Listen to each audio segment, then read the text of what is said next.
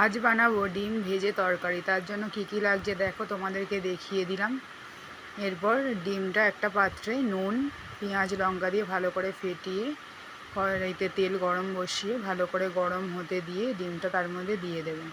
দিয়ে এপিট ওপিট করে যাতে পিস পিস করে কাটা যায় এমনভাবে ভেজে নেবে। ভেজে নিয়ে দেখো পিস করে সাইড করে দিলাম। তারপর তেল গরম করে তার মধ্যে পেঁয়াজ ভেজে নিলাম।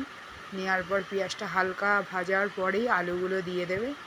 দিয়ে সেগুলোকে আরও ভেজে একটু নুন একটু হলুদ ছড়িয়ে ভালো করে ভেজে নেবে। নেওয়ার পর কিছুক্ষণ পরে আদা রসুন বাটা, টমেটো এগুলো দিয়ে ভালো করে একটু জল দিয়ে কষাবে। কষানো হয়ে গেলে তার মধ্যে একটু জল দিয়ে দেবে, দিয়ে ওগুলোকে সিদ্ধ হতে দেবে। দেখো আলুটা সিদ্ধ হয়ে গেছে। এই অবস্থায় ডিমগুলো তার মধ্যে দিয়ে একটু নাড়াচাড়া দিয়ে যাতে তার মধ্যে মিশে যায়। তারপর একটু গুঁড়ো গরম মশলা ওপর থেকে ছড়িয়ে নিয়ে নামালেই তৈরি ডিম অমলেট তরকারি। চলো টাটা।